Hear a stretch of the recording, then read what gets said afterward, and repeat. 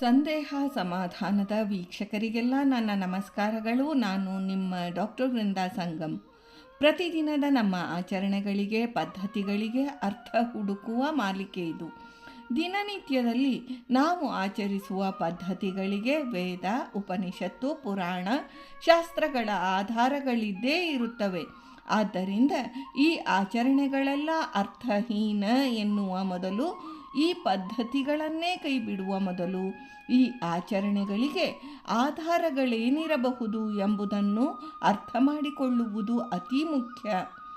ಅಂತಹ ದಿನನಿತ್ಯದ ಆಚರಣೆಯಲ್ಲಿ ನಾವು ಮಾಡುವ ಪದ್ಧತಿಗಳಲ್ಲಿ ನಮಗೆ ಮೂಡುವ ಸಂದೇಹಗಳಿಗೆ ಡಾಕ್ಟರ್ ಸುಧಾ ನರಸಿಂಗರಾವ್ ದೇಶಪಾಂಡೆ ಇವರು ನಮಗೆ ವೇದ, ಉಪನಿಷತ್ಗಳು, ಪುರಾಣಗಳ ಆಧಾರದೊಂದಿಗೆ ಒಂದು ವಾರಕ್ಕೆ 3 ಪ್ರಶ್ನೆಗಳಿಗೆ ಸಮಾಧಾನದ ಉತ್ತರಗಳನ್ನು ನೀಡುತ್ತಾರೆ.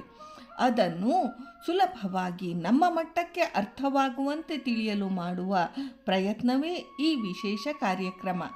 ಹೀಗೆಯೇ ನಿಮ್ಮೊಳಗೇನಾದರೂ ಸಂದೇಹಗಳು ಇದ್ದರೆ ನಮಗೆ ಕಾಮೆಂಟ್ ಮಾಡಿರಿ. ಅದನ್ನು ನಾವು ನೋಡ್ತೀವಿ ಮತ್ತು ಆ ಪ್ರಶ್ನೆಗಳಿಗೆ ಮುಂದಿನ ಸಂಚಿಕೆಗಳೊಳಗೆ ಉತ್ತರಿಸಲಿಕ್ಕೆ ಪ್ರಯತ್ನ ಮಾಡ್ತೀವಿ. ಅಥವಾ ನೇರವಾಗಿ ನಮಗೆ ತಿಳಿಸಿದರೂ ಆದೀತು. ಒಟ್ಟಿನಲ್ಲಿ ಈ ಮಾಲಿಕೆಯ ಪ್ರಯೋಜನವನ್ನು ಪಡೆದುಕೊಳ್ಳ್ರಿ. ಇಲ್ಲಿ ನಿಮ್ಮಲ್ಲಿ ಮೂಡಿರುವ ಸಂದೇಹಗಳಿಗೆ ಸಮಾಧಾನ ಪಡೆದುಕೊಳ್ಳುವುದು ಮುಖ್ಯ. ಒಂದು ವಾರಕ್ಕೆ 3 ಪ್ರಶ್ನೆಗಳಿಗೆ ಸಮಾಧಾನದ ಉತ್ತರಗಳು ದೊರೆಯುತ್ತವೆ. ಈ ವಾರ ಸರ್ವ ಕಾರ್ಯ ಸಮರ್ಪಣೆಯ ಬಗ್ಗೆ 3 ಪ್ರಶ್ನೆಗಳು. ಸರ್ವ ಕಾರ್ಯಗಳನ್ನು ಪರಮಾತ್ಮನಿಗೆ ಸಮರ್ಪಣೆ ಮಾಡಬೇಕು ಎನ್ನುತ್ತಾರಲ್ಲ, ಯಾಕೆ? ಸರ್ವ ಕಾರ್ಯಗಳನ್ನು ನಮ್ಮೊಳಗೆ ನಿಂತು ಪರಮಾತ್ಮನೇ ಮಾಡಿಸಿರುವುದಾದರೆ ಅವನಿಗೆ ಎಲ್ಲವೂ ತಿಳಿದಿರುತ್ತದೆ ಅಲ್ಲವೇ? ಆದರೂ ಈ ಸಮರ್ಪಣೆ ಯಾಕೆ? ಸರ್ವ ಕಾರ್ಯ ಸಮರ್ಪಣೆ ಮಾಡಿದರೆ ಪಾಪ ಕಾರ್ಯಗಳಿಗೆ ಪ್ರಾಯಶ್ಚಿತ್ಯವಾದಂತೆಯೇ ಎಂಬ ಈ 3 ಪ್ರಶ್ನೆಗಳಿಗೆ ಡಾಕ್ಟರ್ ಸುಧಾ ನರಸಿಂಗರಾವ್ ದೇಶಪಾಂಡೆ ಇವರು ಉತ್ತರಿಸ್ತಾರೆ. ಹರೇ ಶ್ರೀನಿವಾಸ. ಎಲ್ಲ ಅಧ್ಯಾತ್ಮ ಬಂಧುಗಳಿಗೆ ನನ್ನ ಅನಂತ ನಮಸ್ಕಾರಗಳು. ಶ್ರೀ ಗುರುಭ್ಯೋ ನಮಃ, ಪರಮ ಗುರುಭ್ಯೋ ನಮಃ, ಶ್ರೀಮದ್ ಆನಂದ ತೀರ್ಥ ಭಗವತ್ಪಾದಾಚಾರ್ಯ ಗುರುಭ್ಯೋ ನಮಃ. ಕಲ್ಯಾಣಾದ್ಭುತಗಾತ್ರಾಯ ಕಾಮಿತಾರ್ಥಪ್ರದಾಯನೆ ಶ್ರೀಮದ್ ವೆಂಕಟಗಿರಿನಾಥಾಯ ಶ್ರೀನಿವಾಸಾಯತೆ ನಮಃ.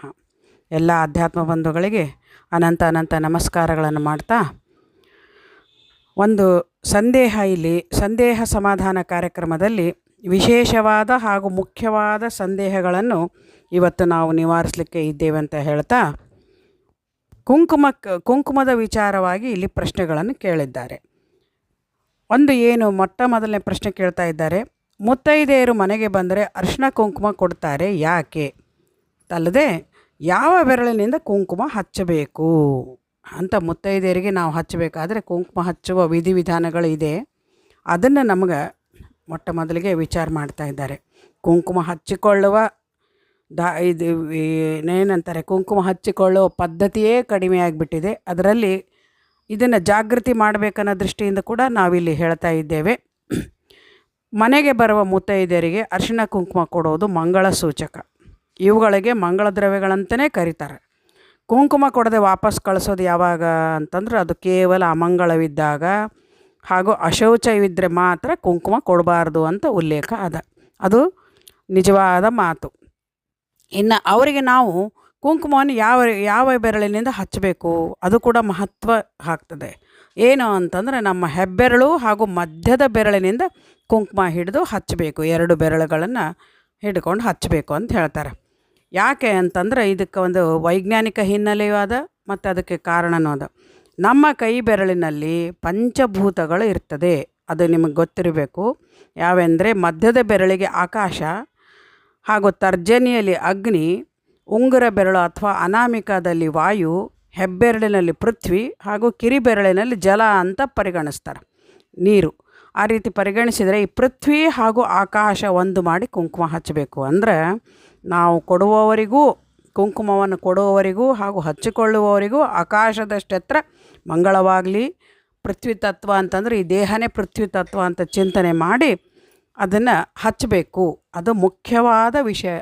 ಆಕಾಶದಷ್ಟು ಎತ್ತರ ಅಂತಂದರೆ ನಮ್ಮ ಜೀವಮಾನದ ಪರ್ಯಂತರ ಅದು ಮಂಗಳ ಹೆಚ್ಚಾಗಲಿ ಅಂತ ಅರ್ಥ, ಸೌಭಾಗ್ಯ ಹೆಚ್ಚಾಗಲಿ ಅಂತ ಆ ದೃಷ್ಟಿಯಿಂದ ಕುಂಕುಮವನ್ನು ಕೊಡಬೇಕು. ಮತ್ತು ಕುಂಕುಮಾರ್ಚನೆ ಮಾಡ್ತೀವಿ ನಾವು. ಕುಂಕುಮಾರ್ಚನೆ ಮಾಡುವಾಗ ಕೆಲವ್ರು ಹೇಳ್ತಾರೆ ಚಿಟಿಕೆ ಎಷ್ಟು ತೊಗೋಬೇಕು ಅಂದರೆ ಹೆಬ್ಬೆರಳು ಹಾಗೂ ತರ್ಜನೆಯನ್ನು ಅನಾಮಿಕ ಬೆರಳನ್ನು ತೊಗೊಂಡು ಮಾಡಬೇಕಂತ ಹೇಳ್ತಾರೆ. ಅದು ಖಂಡಿತ ಅಲ್ಲ, ತರ್ಜನಿಯಿಂದ ಮಾಡಬೇಕಂತ ಹೇಳ್ತಾರೆ. ಒಬ್ಬೊಬ್ಬರು ಒಂದೊಂದು ರೀತಿ ಹೇಳ್ತಾರೆ. ಆದರೆ ಇಲ್ಲಿ ನಾನು ಹೇಳೋದೇನಂತಂದರೆ ಕುಂಕುಮಾರ್ಚನೆ ಮಾಡುವಾಗ ಹೆಬ್ಬೆರಳು, ತರ್ಜನಿ ಹಾಗೂ ಮಧ್ಯದ ಬೆರಳು 3 ಬೆರಳುಗಳನ್ನು ಉಪಯೋಗ ಮಾಡಬೇಕು. ಅಂದರೆ ಅಲ್ಲಿ ಅಗ್ನಿ, ಆಕಾಶ ಹಾಗೂ ಪೃಥ್ವಿ ತತ್ವ 3 ಒಂದಾಗಿ ಅಲ್ಲೇನಂತಂದರೆ ನಾವು ಕುಂಕುಮಾರ್ಚನೆಯನ್ನು ಮಾಡಬೇಕು. ಯಾಕಂತಂದರೆ ಸಮೃದ್ಧಿಯಾಗಿ ಕುಂಕುಮ ಕೈಯಲ್ಲಿ ಬರಬೇಕು. ಅದರ ದೃಷ್ಟಿ. ಅದರ ಜೊತೆಗೆ ಏನಂತಂದರೆ 3 ಅಗ್ನಿ, ಆಕಾಶ ಹಾಗೂ ನಮ್ಮ ಪೃಥ್ವಿ ತತ್ವಗಳು ಒಂದಾಗಬೇಕು ನಮ್ಮ ದೇಹದಲ್ಲಿ. ಅಗ್ನಿ ಹಾಗೂ ಇದು ಏನಂತಂದರೆ ಎತ್ತರ ಅಭಿವೃದ್ಧಿ ಆಗಲಿ, ಚೈತನ್ಯ ಬರಲಿ ಅನ್ನೋ ದೃಷ್ಟಿಯಿಂದ ಕೂಡ ನಾವು ಅದನ್ನು ಹಚ್ಚಬೇಕು. ಆ ರೀತಿ ನಾವು ಕುಂಕುಮದ ಅರ್ಚನೆಗಳನ್ನು ದೇವರಿಗೆ ಮಾಡ್ತೀವಿ. ಮತ್ತಿನ್ನು ಇಲ್ಲಿ ಪ್ರಶ್ನೆ ಇನ್ನೊಂದು ಕೇಳ್ತಾ ಇದ್ದಾರೆ, ಕುಂಕುಮ ಧಾರಣೆ ಯಾಕೆ ಮಾಡಿಕೊಳ್ಳಬೇಕು? ದಿನನಿತ್ಯ ಕುಂಕುಮ ಧಾರಣೆ ಯಾಕೆ ಮಾಡಿಕೊಳ್ಳಬೇಕು? ಈ ಕುಂಕುಮ ಧಾರಣೆಯಿಂದ ಏನು ನಮಗೆ ಮುತ್ತೈದೆಯರು ದಿನವೂ ಕುಂಕುಮ ಹಚ್ಚಿಕೊಂಡೇ ಇರಲೇಬೇಕು ಯಾಕೆ ಅಂತ ಕೇಳ್ತಾ ಇದ್ದಾರೆ.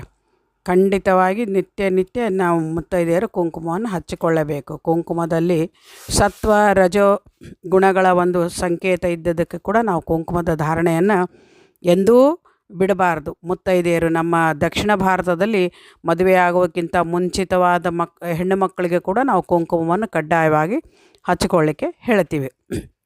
ಅದರಿಂದ ನಮಗೇನಾಗ್ತದೆ ಅಂತಂದ್ರೆ ಅದರಿಂದ ಚೈತನ್ಯ, ಉಲ್ಲಾಸ ಆಗ್ತದೆ. ಮತ್ತು ಕುಂಕುಮ ಹಚ್ಕೊಳ್ಳೋದ್ರಿಂದ ಕೆಟ್ಟ ಶಕ್ತಿಗಳು ದೂರ ಆಗ್ತದೆ. ಮತ್ತು ಮುತ್ತೈದಿತನದ ಸಂಕೇತ, ಅದರ ಸಂಕೇತಗಳಲ್ಲಿ ಮುತ್ತೈದಿತನ ಅಂದರೆ 5 ಮುತ್ತುಗಳಂತ ನಾವೇನು ಕರಿತೀವಿ, ಅದರಲ್ಲಿ ಇದು ಕುಂಕುಮ ಹಚ್ಕೊಳ್ಳೋದು ಕೂಡ ಒಂದು ಮುತ್ತೈದೆಯ ಸಂಕೇತವಾಗಿದೆ. ಅದನ್ನು ನಾವು ಹಚ್ಚಿಕೊಳ್ಳುವಾಗ ಕೂಡ ನಾವು ಹೇಳ್ತೀವಿ, ರಮಾ ಅಪರ್ಣಾಂ ಸಾವಿತ್ರಿಂ ವೈದೇಹಿಂ ಅರುಂಧತಿಂ ಸೌಭಾಗ್ಯಾಯ ನಮಸ್ಕೃತ್ಯಂ ಕುಂಕುಮಧಾರೆಯಾಮ್ಯಹಂ ಅಂತ ಹೇಳ್ತೀವಿ. ನಾವು ಹಚ್ಚಿಕೊಳ್ಳುವಾಗ ಈ ರೀತಿ ಮೊದಲಿಗೆ ವೈಷ್ಣವರೆಲ್ಲ ಏನಂತಂದರೆ ಊರ್ಧ್ವವಾಗಿ ಗೋಪಿಚಂದನ ಧಾರಣೆ ಮಾಡಿ ಮಧ್ಯದಲ್ಲಿ ಸೀಳಿ ಅಲ್ಲೇನಂತಂದರೆ ಕುಂಕುಮವನ್ನು ಮಧ್ಯದಲ್ಲಿ ಹಚ್ಕೊಳ್ತೀವಿ. ಎಡಬಲದಲ್ಲಿ ಗೋಪಿಚಂದನದ ಗೆರೆಗಳು ಬರೋ ಹಾಗೆ. ಇದ್ರ ಏನು ಅಂದರೆ ಲಕ್ಷ್ಮೀನಾರಾಯಣರ ದ್ಯೂತಕವಾಗಿ ನಮ್ಮ ಹಣೆಯ ಮೇಲೆ ಕುಂಕುಮ ಹಾಗೂ ಗೋಪಿಚಂದನಗಳು ಇರಬೇಕು. ಈ ಎಲ್ಲ ಪ್ರತಿವ್ರತ ಸ್ತ್ರೀಯರನ್ನು ವಂದಿಸಿ, ಇಂತಹ ಎಲ್ಲ ಮೇಲೆ ಹೇಳಿದಂಥ ರಮಾ ಅಪರ್ಣ ಎಲ್ಲರನ್ನು ವಂದಿಸಿ ಅವರಿಗೆಲ್ಲ ದಿನನಿತ್ಯ ಪ್ರಾರ್ಥನಾ ಮಾಡ್ತಾ ನನ್ನ ಮುತ್ತೈದಿತನ ಚಿರಕಾಲ ಇರಲಿ ಅಂತ ಬೇಡಿಕೊಂಡು ಕುಂಕುಮವನ್ನು ಊರ್ಧ್ವಪುಂಡ್ರ ಸಹಿತ ನಿತ್ಯವೂ ಮಾಡಲೇಬೇಕು. ಇದು ಕಡ್ಡಾಯ. ಮತ್ತು ಲಕ್ಷ್ಮೀ ಸನ್ನಿಧಾನ ಹಾಗೂ ಸಂಪತ್ತು ಸದಾ ಅವಳ ಮನೆಯಲ್ಲಿ ಇರ್ತದೆ. ಅದರ ಜೊತೆಗೆ ಪತಿಯ ಆಯುಷ್ಯ, ಅಭಿವೃದ್ಧಿ ಹಾಗೂ ಮಧ್ಯದ ಬೆರಳಿನಿಂದ ಹಚ್ಚಿಕೊಳ್ಳಬೇಕು. ನಾವು ಹಚ್ಚಿಕೊಳ್ಳುವಾಗ ಕೂಡ ಮಧ್ಯದ ಬೆರಳಿನಿಂದ ಆಕಾಶದಷ್ಟು ಎತ್ತರವಾಗಿ ಕುಂಕುಮದ ಇದು ಉತ್ತರೋತ್ತರ ಬೆಳೀಲಿ ಅನ್ನೋ ದೃಷ್ಟಿಯಿಂದ ಮಧ್ಯದ ಬೆರಳಿನಿಂದ ಹಚ್ಚಿಕೊಳ್ಳಬೇಕು. ಮತ್ತು ಅದನ್ನೇನೆಂದರೆ ನಂತರ ಸರಿಯಾಗಿ ತಿದ್ದಿಕೊಳ್ಳಬೇಕು ಅಂತ ಹೇಳ್ತಾರೆ. ಹಾಗೂ ಹಚ್ಚಿಕೊಳ್ಳುವಾಗ ಕೂಡ ನಾವು ಕೆಲವರು ಕುಂಕುಮದ ಧಾರಣೆ ವಿಧಿವಿಧಾನಗಳನ್ನು ಕೆಲವರು ಏನಂತಂದರೆ ತಮಗೆ ಮನಸ್ಸಿಗೆ ಬಂದಂತೆ ಹಚ್ಕೊಳ್ತಾರೆ. ಅಂದರೆ ಅರ್ಧಚಂದ್ರ ಆಕಾರ ಇದು ಎಲ್ಲ ನಾವು ನೋಡ್ತೀವಿ. ಅದರ ವೈಷ್ಣವರು ಏನಂತಂದರೆ ಜೋಳದ ಕುಡಿಯಂತೆ ಅಂತ ಬರ್ತದೆ. ಲಕ್ಷ್ಮೀದೇವಿ ಅಲಂಕಾರ ಮಾಡಿಕೊಂಡು ನಾವೆಲ್ಲ ದೇವತೆಗಳ ಚಿತ್ರಪಟಗಳನ್ನು ಕೂಡ ನೋಡ್ತೀವಿ. ಯಾರೂ ನಿರಾಭರಣರಾಗಿ ನಿರಾಲಂಕಾರರಾಗಿ ಎಂದೂ ಇರುವುದಿಲ್ಲ. ಅವರದ್ದು ಯಾಕೆ ಅಂತಂದರೆ ಅದು ಏನಂತಂದರೆ ಸಮೃದ್ಧಿಯ ಸಂಕೇತ ಕೂಡ ಆಗಿದೆ. ಆದರೆ ಇಲ್ಲಿ ಕುಂಕುಮ ಹಚ್ಚಿಕೊಳ್ಳೋ ಮಹತ್ವಗಳು ನಮಗೆ ಅನೇಕ ವೈಜ್ಞಾನಿಕವಾಗಿಯೂ ಅನೇಕ ಇದೆ. ಮತ್ತು ಇಲ್ಲಿ ಮೂರನೇ ಪ್ರಶ್ನೆ ಇನ್ನೊಂದು ವಿಶೇಷವಾಗಿ ಏನು ಕೇಳ್ತಾ ಇದ್ದಾರೆ ಅಂತಂದರೆ, ಕೆಲವರು ಗುಂಡಗೆ, ಕೆಲವರು ಉದ್ದಗೆ ಕುಂಕುಮ ಇಡ್ತಾರೆ. ಕೆಲವರು ಹುಬ್ಬಿನ ಮಧ್ಯೆ, ಕೆಲವರು ಹಣೆಯ ಮಧ್ಯೆ, ಕೆಲವರು ದೊಡ್ಡದು, ಚಿಕ್ಕದು ಮತ್ತು ಚುಕ್ಕಿಯ ರೀತಿ ಕುಂಕುಮ ಇಡ್ತಾರೆ. ಹೇಗೆ ಕುಂಕುಮ ಇಟ್ಟುಕೊಳ್ಳಬೇಕು ನೋಡಿ, ಇದು ಬಹಳ ಮಹತ್ವವಾದ ವಿಷಯ. ಕುಂಕುಮ ಹೇಗೆ ಇಟ್ಟುಕೊಳ್ಳಬೇಕು ಅನ್ನೋದು ಕೂಡ ನಮಗೆ ಒಂದು ಮಾರ್ಗಸೂಚಿ ಅನ್ನೋ ಥರನೇ ಇದು ನಮ್ಮ ಒಂದು ಪ್ರಶ್ನೆಯ ಉತ್ತರವಾಗಿದೆ. ಏನು ಅಂತಂದರೆ, ಈ ಕುಂಕುಮ ಭ್ರೂ ಮಧ್ಯೆ ಗುಂಡಗಾಗಿ ಕೆಲವರು ಹಚ್ಕೊಳ್ತಾರೆ ಅಂತಂದರೆ ಅದು ವೈಷ್ಣವರು ಹಚ್ಕೊಳ್ಳಲ್ಲ. ವೈಷ್ಣವರು ಮಾತ್ರ ಭ್ರೂ ಮಧ್ಯೆಯಿಂದ ತಲೆಯ ಬೈತಲೆವರೆಗೆ ಉದ್ದಲಾಗಿ ಕುಂಕುಮವನ್ನು ಹಚ್ಚಬೇಕು. ನಾನು ಇವಾಗಲೇ ಹೇಳ್ದಂಗೆ ಅದು ಜೋಳದ ಕುಡಿಯಂತೆ ಅಥವಾ ಜ್ಯೋತಿಯಂತೆ ನಮ್ಮ ಹಣೆಯ ಮೇಲೆ ಅದು ಜ್ಯೋತಿಯಂತೆ ಪ್ರಜ್ವಲಿಸ್ತಾ ಇದ್ದು ನಮಗೆ ಒಂದು ದಿವ್ಯ ಶಕ್ತಿ ಹಾಗೂ ಚೈತನ್ಯ, ಅದರ ಜೊತೆಗೆ ಏನಂತಂದರೆ ರಕ್ಷಣೆ, ಪ್ರತಿಯೊಂದು ಹಿನ್ನೆಲೆ ಇದೆ, ಹಚ್ತಾರೆ. ಮತ್ತು ಇದು ಮಂತ್ರೋಕ್ತ ವಚನವೂ ಕೂಡ ಆಗಿದೆ. ಅದನ್ನು ನಾವು ತಿಳ್ಕೋಬೇಕು. ಕುಂಕುಮಂ ಶೋಭನಂ ದಿವ್ಯಂ ಸರ್ವದಾ ಮಂಗಳಪ್ರದ ಧಾರಣಾನಾಸ್ಯ ಶುಭದಂ ಶಾಂತಿರಸ್ತು ಸದಾ ಮಮ ಅಂತ ನಾವು ಪ್ರಾರ್ಥನೆ ಮಾಡಿ ಈ ಎಲ್ಲ ವಿಷಯಗಳು ನಮ್ಮ ಮಂತ್ರೋಕ್ತವಾದ ವಚನಗಳು, ಪುರಾಣಗಳಲ್ಲಿ ಬಂದಂತಹ ವಚನಗಳನ್ನು ನಾವು ವಿಚಾರ ಮಾಡಿ ಅರ್ಥಸಹಿತವಾಗಿ ಚಿಂತನೆ ಮಾಡಿ ನಾವು ಇದನ್ನು ಹಚ್ಕೋಬೇಕು. ಜ್ಯೋತಿ ರೂಪದ ಸಂಕೇತವಾಗಿ ಜ್ಯೋತಿ ಆಕಾರದಲ್ಲಿ ನಾವು ಕುಂಕುಮವನ್ನು ಹಚ್ಕೊಳ್ಬೇಕಂದ್ರೆ ಅಲ್ಲಿ ನಮ್ಮ ಭ್ರೂ ಮಧ್ಯೆ ಏನಿರ್ತದೆ ಅಂತಂದರೆ ನಮ್ಮ ದೇಹದಲ್ಲಿರುವ ಚಕ್ರಗಳ ಧಾರಣೆಗಳು ನೋಡ್ತೀವಿ. 6 ಚಕ್ರ ಅಂತ ಹೇಳ್ತಾರೆ, 7 ಚಕ್ರ ಅಂತ ಹೇಳ್ತಾರೆ. ಒಟ್ಟಾರೆ ಈ ಚಕ್ರಗಳ ವಿಚಾರದಲ್ಲಿ ನಮ್ಮ ಭ್ರೂ ಮಧ್ಯದಲ್ಲಿ ಆಜ್ಞಾಚಕ್ರ ಇರ್ತದೆ. ಆ ಆಜ್ಞಾಚಕ್ರದ ಚೈತನ್ಯ ಹಾಗೂ ಜಾಗೃತಿಗಾಗಿ ಈ ರಜೋಸತ್ವ ಗುಣದ ಸಂಕೇತವಾದ ಕುಂಕುಮಾರ್ಷಣಗಳನ್ನು ನಾವು ಹಚ್ಕೊಂಡು ಆಯಾ ನಾಡಿಗಳಲ್ಲಿ ನಿರ್ನಾಳ ಗ್ರಂಥಿಗಳು ಅಂತ ಹೇಳ್ತಾರೆ. ಆ ನಿರ್ನಾಳ ಗ್ರಂಥಿಗಳ ಒಂದು ಉದ್ದೀಪನಕ್ಕೆ ಕೂಡ ಕಾರಣ ಆಗ್ತವೆ. ಹಾಗೂ ನಮಗೆ ರಕ್ಷಣೆಗೆ ದೈವಿ ಕಳೆಯನ್ನು ಹೆಚ್ಚಿಸಿ ರಕ್ಷಣೆ ಕೂಡ ಮಾಡ್ತದೆ. ಇನ್ನು ಗುಂಡಾಗಿ ಹಚ್ಚುತ್ತಾರೆ ಅಂತ ಹೇಳ್ತಾರೆ. ಗುಂಡಾಗಿ ಹಚ್ಚಿದ್ರು ಕೂಡ ಅದು ದೊಡ್ಡದಾಗಿ ಇರಬೇಕು ಹೊರತಾಗಿ ಚಿಕ್ಕದಾಗಿ ಇರಬಾರ್ದು. ಕಣ್ಣಿಗೆ ಎದುರು ಬಂದವರಿಗೆ ಕಣ್ಣಿಗೆ ಕಾಣುವಂತೆ ಇರಬೇಕು. ಅಥವಾ ಕೆಲವರು ಹೇಳ್ತಾರೆ ಅವರ ಹಣೆಗೆ ತಕ್ಕಂತೆ ಕುಂಕುಮ ಧಾರಣ ಮಾಡಿದರೂ ಅಡ್ಡಿ ಇಲ್ಲ. ಯಾಕಂದರೆ ಕೆಲವರು ಅವರ ಹಣೆ ಏನಂತಂದರೆ ದೊಡ್ಡದಾಗಿ ಹಣೆ ಇರ್ತದೆ, ಎಲ್ಲೋ ಚಿಕ್ಕದಾಗಿ ಹಚ್ಚುತ್ತಾರೆ. ಆ ರೀತಿ ಸರಿಯಲ್ಲ. ಅವರ ಹಣೆಗೆ ಶೋಭಾ ತರುವಂತೆ, ಕಳೆ ತರುವಂತೆ ಅಂತಹ ದೊಡ್ಡದಾದ ಕುಂಕುಮವನ್ನು ಹಚ್ಚಬೇಕು. ಮತ್ತೇನು ಕುಂಕುಮಕ್ಕೆ ಬದಲಾಗಿ ಇತ್ತೀಚೆಗೆ ನಾವು ನೋಡ್ತೀವಿ, ಏನೇನೋ ನಿಜವಾಗಿ ಬಂದಿದೆ ಮಾರ್ಕೆಟಿನಲ್ಲೆಲ್ಲ ಪ್ಲಾಸ್ಟಿಕ್ ಬಿಂದಿ, ಸಣ್ಣ ಚುಕ್ಕೆ ಇದೆಲ್ಲ ಇಡ್ತಾರೆ. ಈ ಪ್ಲಾಸ್ಟಿಕ್ ಬಿಂದಿಗಳು ಹಾಗೂ ಚುಕ್ಕೆಗಳು ಇದರಲ್ಲಿ ಏನಂತಂದರೆ ಶಾಸ್ತ್ರೋಕ್ತವಾಗಿ ನೋಡಿದ್ರೆ ಕಲಿಯ ಆವೇಶವಿದೆ. ಇದು ಯಾವುದು ಶಾಸ್ತ್ರೋಕ್ತವಾಗಿ ಮಾಡಿದ್ದಲ್ಲ. ಕುಂಕುಮವನ್ನು ಮಾಡುವ ಪದ್ಧತಿಯೇ ಬೇರೆ. ಅರಿಶಿಣವನ್ನು ಕುಟ್ಟಿ ಅದರಲ್ಲಿ ಸುಣ್ಣವನ್ನು ಬೆರೆಸಿ ಅನೇಕ ಮಂಗಳ ದ್ರವ್ಯಗಳು ಇಟ್ಟು ಪ್ರತಿಯೊಂದಕ್ಕೂ ಹಿನ್ನೆಲೆ ಇಲ್ಲದೆ ಕುಂಕುಮಾರ್ಚನೆಯನ್ನು ಮಾಡಿ ಕುಂಕುಮವನ್ನು ಹಚ್ಚಿಕೊಳ್ತಾರೆ. ಹೀಗಾಗಿ ನಮ್ಮ ಈ ಕುಂಕುಮದಲ್ಲಿರುವ ದೈವಿ ಶಕ್ತಿ ನಮ್ಮ ಆಜ್ಞಾಚಕ್ರದಲ್ಲಿರುವ ಗ್ರಂಥಿಗಳನ್ನು ಅಥವಾ ನಾಡಿಗಳನ್ನು ಉದ್ದೀಪನಗೊಳಿಸಿ ಅಥವಾ ಚೈತನ್ಯಗೊಳಿಸಿ ಅದೇನಂತಂದರೆ ನಕಾರಾತ್ಮಕ ಶಕ್ತಿ ಹೋಗಿ ಸಕಾರಾತ್ಮಕವಾದ ವಿಚಾರಧಾರೆಗಳು ಸುಪ್ತವಾಗಿ ಅಡಗಿದಂತಹ ಶಕ್ತಿಗಳು ಜಾಗೃತಿ ಆಗಲಿಕ್ಕೆ ಕಾರಣ ಆಗ್ತದೆ. ನಮ್ಮ ಕುಂಡಲಿನಿ ಶಕ್ತಿ ಬಂದು ಜಾಗೃತಿ ಆಗೋದೇ ನಮ್ಮ ಆಜ್ಞಾಚಕ್ರದಲ್ಲಿ ಅಂತ ಕೂಡ ಹೇಳ್ತಾರೆ. ವೈಜ್ಞಾನಿಕ ದೃಷ್ಟಿಯಿಂದ ಕೂಡ ಇದು ನಮ್ಮ ಆಚಾರ ವಿಚಾರ ಸಂಪ್ರದಾಯಗಳು ಎಲ್ಲ ನಿಜವಾಗಿದ್ದು ಹಾಗೂ ಅರ್ಥಗರ್ಭಿತವಾಗಿದ್ದು, ಈ ಅರ್ಥವನ್ನು ತಿಳಿಕೊಳ್ಳೋದಾರದೆ ಎಲ್ಲ ಅರ್ಥಹೀನ ಅಂತ ಆಚಾರ ವಿಚಾರ ಸಂಪ್ರದಾಯಗಳೆಲ್ಲ ನಶಿಸಿ ಹೋಗುತ್ತಿರೋದು ನಮ್ಮ ಒಂದು ದೊಡ್ಡ ದುರಂತ. ಅದರ ಜೊತೆಗೇನಂತಂದರೆ ನಾವು ನೋಡ್ತೀವಿ, ನಮಗಿಂತ ಹೆಚ್ಚಾಗಿ ಈಗಿನ ಒಂದು ಕಾಲಮಾನದಲ್ಲಿ ಪಾಶ್ಚಾತ್ಯರು ಇಂಥ ಎಲ್ಲ ಆಚರಣೆಗಳನ್ನು ತಾವೇ ಕಾರಣಗಳನ್ನು ಹುಡುಕಿ ಯಾಕಂತಂದರೆ ನಮ್ಮ ಒಂದು ಆಯುಷ್ಯಕ್ಕೆ, ನಮ್ಮ ಒಂದು ಈ ಸಂಪತ್ತಿಗೆ ಹಾಗೂ ಶಾಂತತೆಗೆ, ಈ ಒಂದು ನಮ್ಮ ಕ್ಷಮಾಗುಣ, ದಯಾ, ಕ್ಷಮ ಇದೆಲ್ಲ ನಮ್ಮ ಭಾರತೀಯರ ಒಂದು ಹುಟ್ಟುಗುಣಗಳು, ಸ್ವಭಾವಗಳು ಯಾವ ರೀತಿ ಬಂದಿದೆ, ಇವರ ನಡವಳಿಕೆ ಏನು, ಸಂಪ್ರದಾಯ ಏನು ಅಂತ ಅವರೆಲ್ಲ ಆಸಕ್ತಿಯಿಂದ ಹುಡುಕಿ ತೆಗೆದು, ಅಂದರೆ ಸಂಶೋಧನಾತ್ಮಕವಾಗಿ ಅಂತ ಅನ್ಬೋದು, ಇದನ್ನು ಹುಡುಕಿ ತೆಗೆದು ಅವರೇನಂದ್ರೆ ನಮ್ಮನ್ನು ಅನುಸರಿಸಿ ನಡೀತಾ ಇದ್ದಾರೆ. ಅದರಿಂದ ಏನಾಗ್ತದೆ ಅನ್ನೋದನ್ನು ಅವರೆಲ್ಲ ದೈವಿ ಕಳೆಗಳನ್ನು ನಾವು ನೋಡ್ತೀವಿ. ಎಷ್ಟೋ ಜನ ಗೋಪಿಚಂದನಗಳನ್ನು ಧಾರಣ ಮಾಡ್ತಾರೆ ಹಾಗೂ ಕುಂಕುಮವನ್ನು ಹಚ್ತಾರೆ. ಆದರೆ ಇಲ್ಲಿಯೇ ಹುಟ್ಟಿ ಸನಾತನ ಸಂಸ್ಕಾರ, ಸದಾಚಾರ, ಸಂಪ್ರದಾಯ, ಸಂಸ್ಕಾರಗಳ ಬಗ್ಗೆ ನಮ್ಮ ಇಂದಿನ ಮಕ್ಕಳಿಗೆ ಆದರವಿಲ್ಲ. ಹಾಗೂ ಆದರ ಇಲ್ಲದೆ ಹೋಗಲಿ, ಅದರ ಜೊತೆಗೆ ಅಸಡ್ಡೆ ಕೂಡ ಬೆಳೆದು ಬಂದಿದೆ. ಅದು ಯಾಕೆ, ಇದು ಏನು ಅಂತಂದ್ರೆ ನಮ್ಮ ಅಧಪತನಕ್ಕೆ ಕಾರಣ ಆಗ್ತಾಯಿದೆ. ಅಂದರೆ ನಮ್ಮಲ್ಲಿ ಸಂಸ್ಕಾರ ನಶಿಸಿ ಹೋಗ್ತಾ ಇರೋದು ಒಂದು ದೊಡ್ಡ ದುರಂತ.